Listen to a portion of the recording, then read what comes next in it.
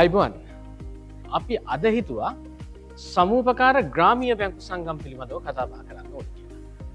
ලංකාවේ බැංකු සංගම් ගණනාවක්ම තියෙනවා. ලංකාවේ බැංකු සංගම් පිහිටවන විශේෂම පළාත් මට්ටමින් සහ දිස්ත්‍රික් මට්ටමින් ආරම්භ කරනවා. ඒ පළාත්වල සමූපකාර ව්‍යාපාරයේ අභිවෘද්ධිය වෙනුවෙන් තමයි බැංකු සංගම් ආරම්භ කරලා තියෙන්නේ. ඉතින් වයඹ බැංකු සංගමය කියන්නේ වයඹ පළාතේ සමූපකාර ව්‍යාපාරයේ අභිවෘද්ධිය සඳහා ඉමහත් මෙහෙවරක් සිද්ධ කරන ලංකාවේ තියෙන ප්‍රමුඛතම බැංකු සංගමයේ විදිහට හඳුන්වලා දෙන්න පුළුවන්කම තියෙනවා.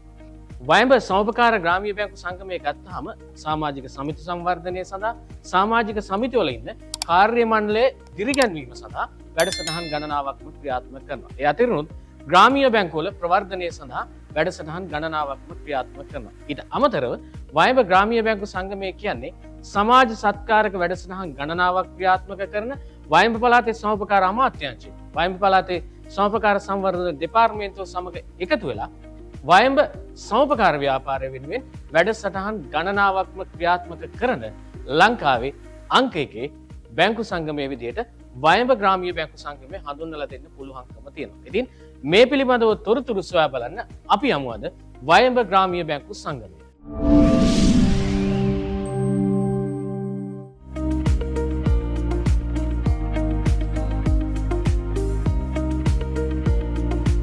අයිබෝන් කෝප් ශ්‍රී ටීවී නාලිකාවට අද සුවිශේෂ දවසක්.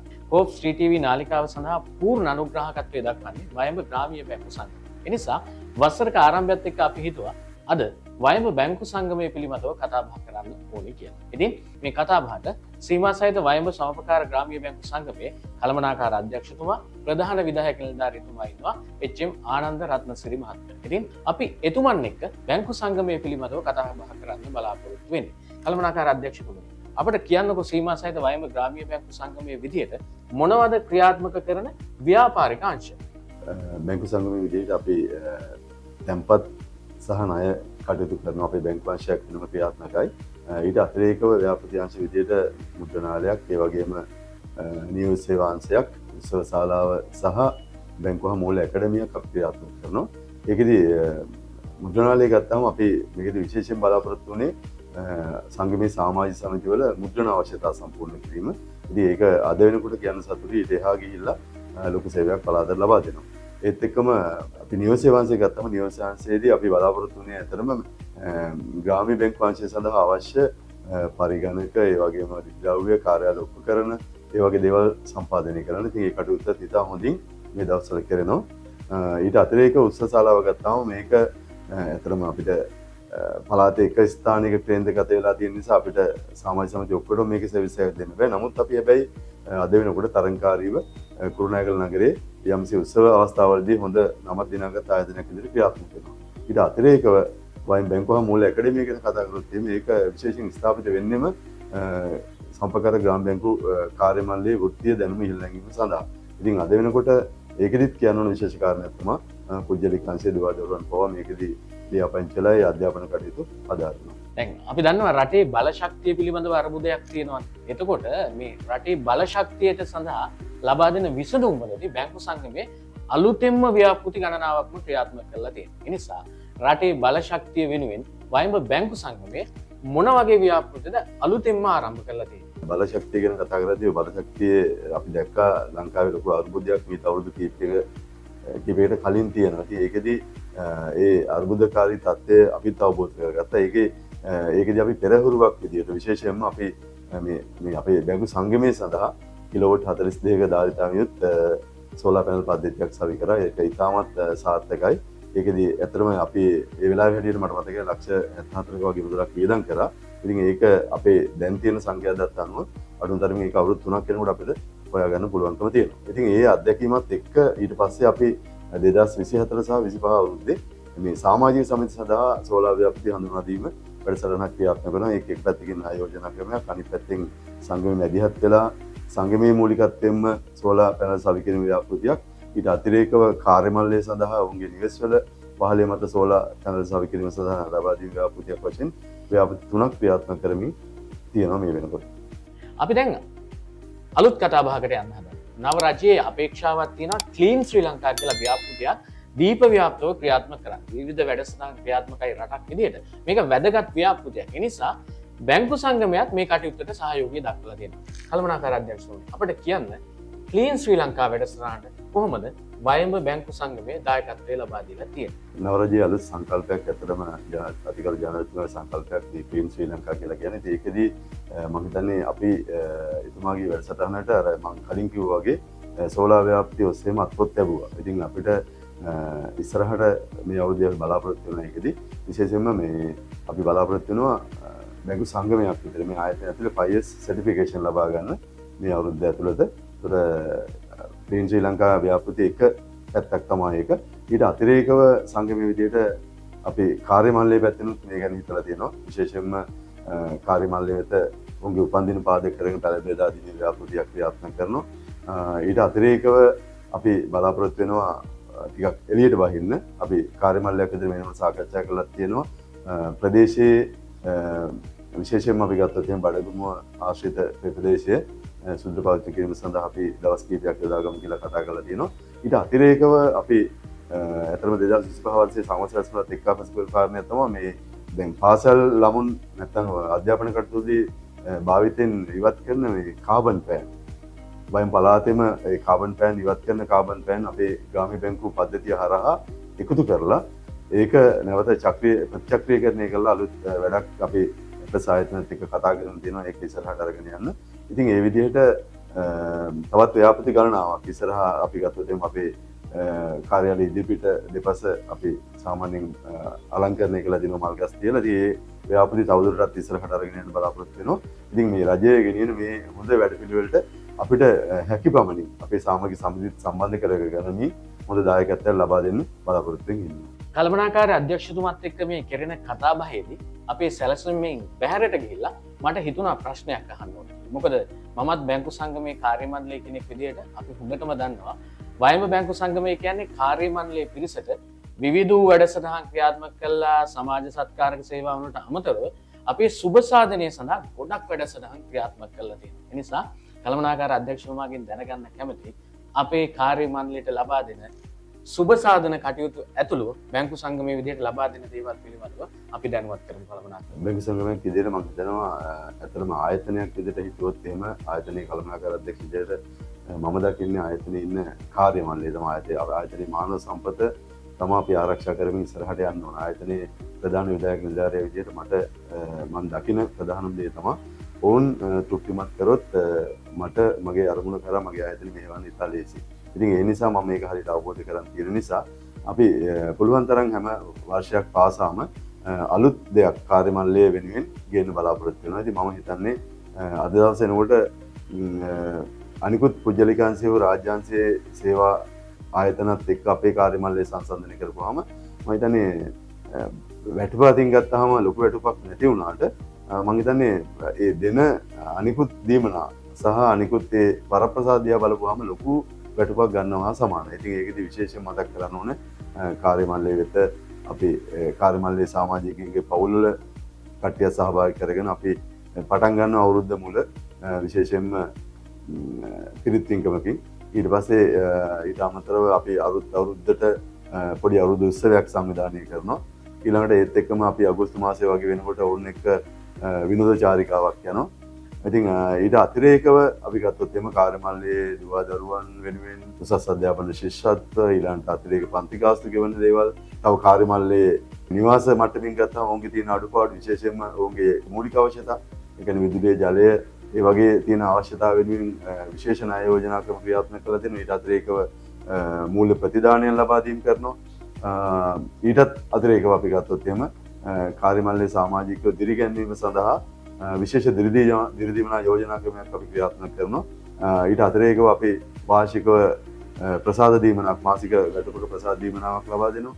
ඉතින් කාර්ය මණ්ඩලයේ සමාජික පැත්තෙන් ගත්තාම මම හිතන්නේ කිසිදු වියදමක් නැහැ. අපිට දැන් අවුරුද්ද කිව්වම හැම දෙයක්ම මම හිතන්නේ ආයතනයෙන් සම්පූර්ණ කරනවා. ඉතින් ඒවත් එක්ක බලපුවාම අනිකුත් ආයතන එක්කත් සංසන්දනය කරපුවම අපේ ආයතන මැදින් කාර්ය මණ්ඩලය වෙනුවෙන් ලොකු සේවා රැසක් අපිට කරන්න පුළුවන් වෙලා තියෙනවා. කළමනාකාර අධ්‍යක්ෂතුමනි ප්‍රධාන විධායක නිලධාරීතුමනි අපි ස්තුතිවන්ත වෙනවා.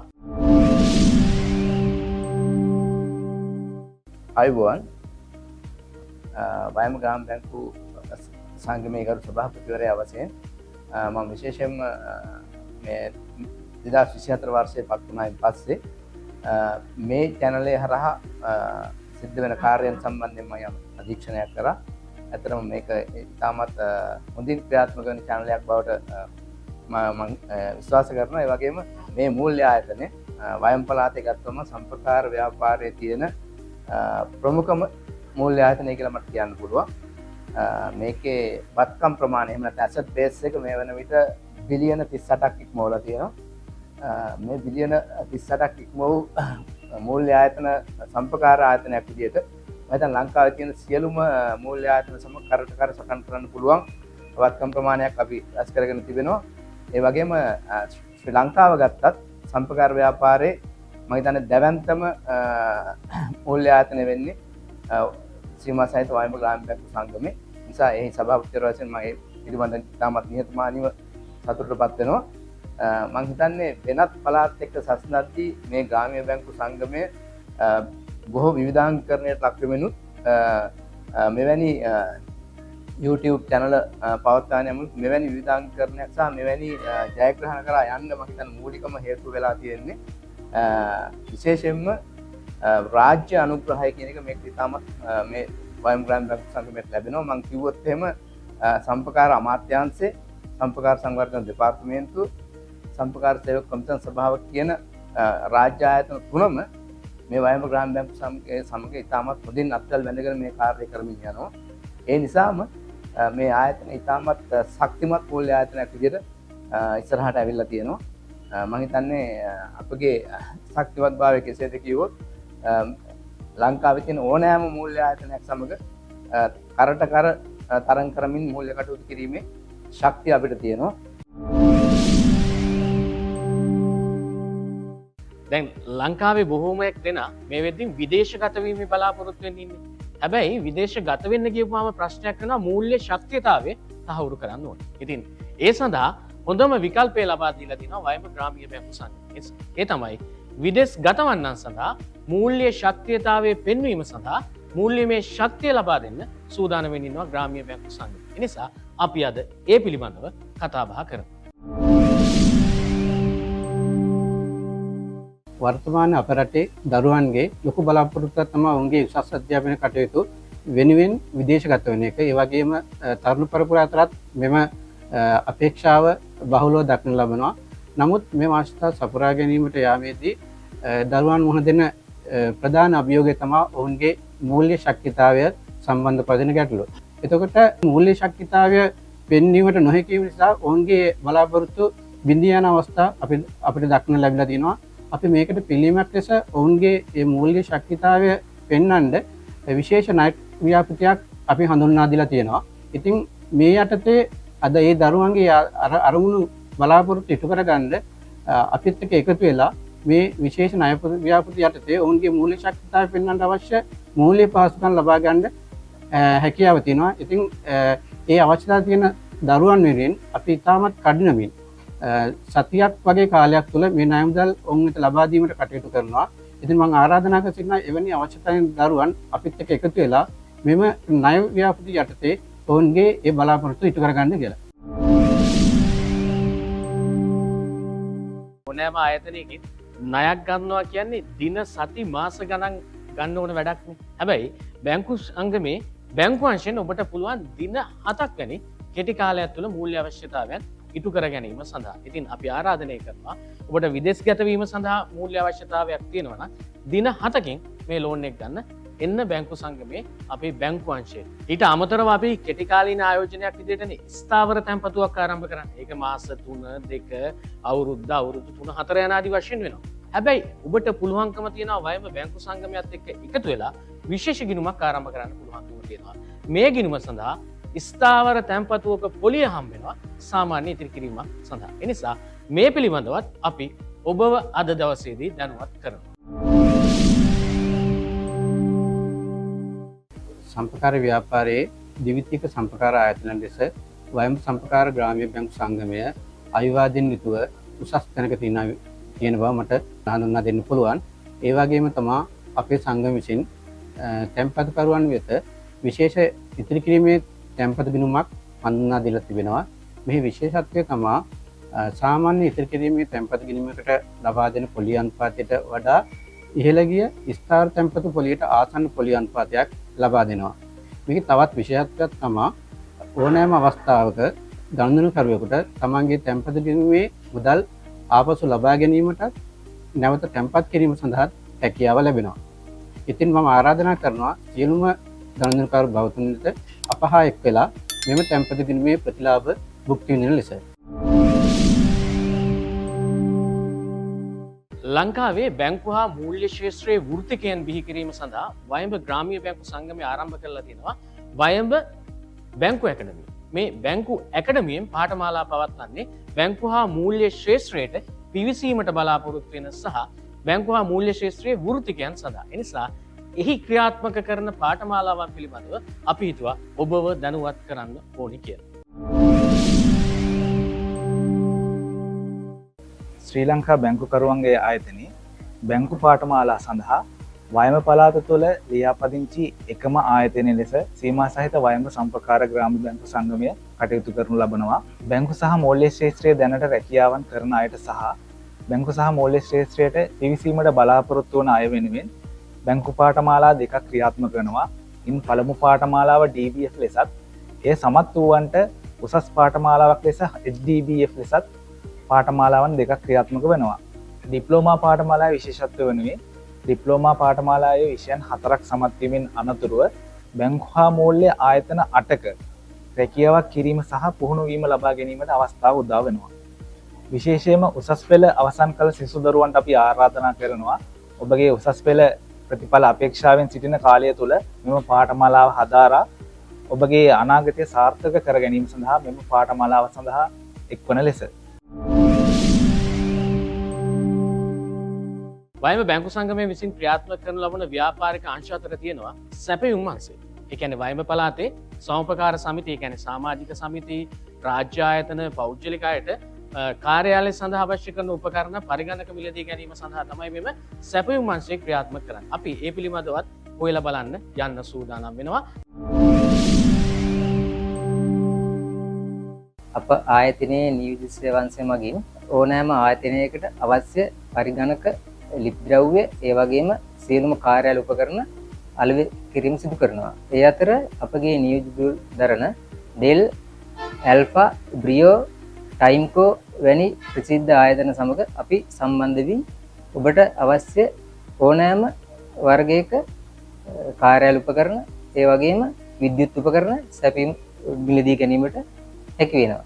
ඒ අතර තත්ත්වයෙන් උසස් බ්‍රෑන්ඩඩ් නිෂ්පාදන අප ආයතනයෙන් මිලදී ගැනීමට හැකියාව තියෙනවා. ඒ අතර සම්පකාර සමිති, සනද සමිති, ඒ වගේම රාජ්‍ය ආයතන, පෞද්ගලික ආයතන වැනි ඕනෑම අංශයකට අපගේ සේවාව ලබා ගැනීමට හැකියාව තිබෙනවා.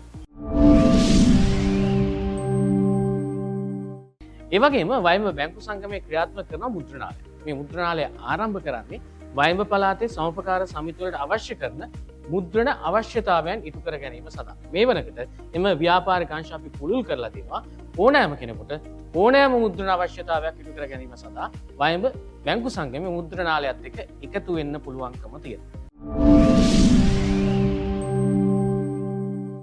සීමා සහිත වයඹ සම්ප්‍රදාය ග්‍රාම බැංකු සංගමයේ මෙහෙයවනු ලබන තවත් එක් ක්‍රියාපෘතියක් තමයි රොබැංක් මුද්‍රණාලය. අපි අපේ සමාජික ප්‍රමුඛ ප්‍රජාවට මේ තියෙන තරංකාරී වෙළඳපොළ තුළ ඉතාමත් ලාභදායීව ඔවුන්ගේ මුද්‍රණ අවශ්‍යතා සපුරා ගන්න, ඉක්මනින් ඒ කටයුතු ටික සපුරලා දෙන්න ඉතාමත් වෙහෙස මහන්සිලා අපේ කාර්ය මණ්ඩලය සූදානම්ව ඉන්නවා.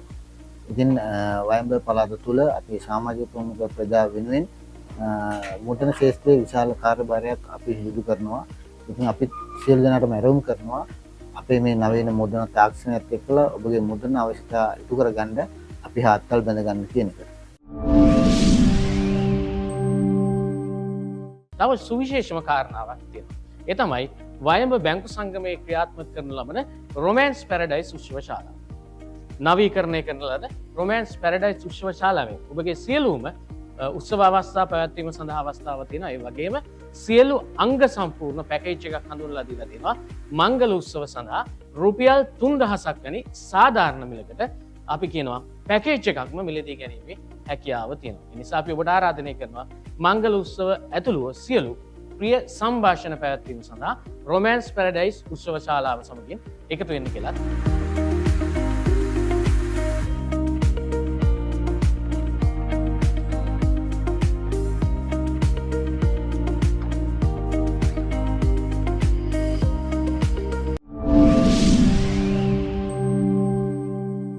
අපි අද කතා කරේ සීමා සහිත වයඹ සමෝපකාර ග්‍රාමීය බැංකු සංගමය ගැන. මොකද කෝප් ශ්‍රී ටීවී නාලිකාව සඳහා පූර්ණ අනුග්‍රහකත්වය ලබා දෙන්නේ වයඹ ග්‍රාමීය බැංකු සංගමයමයි.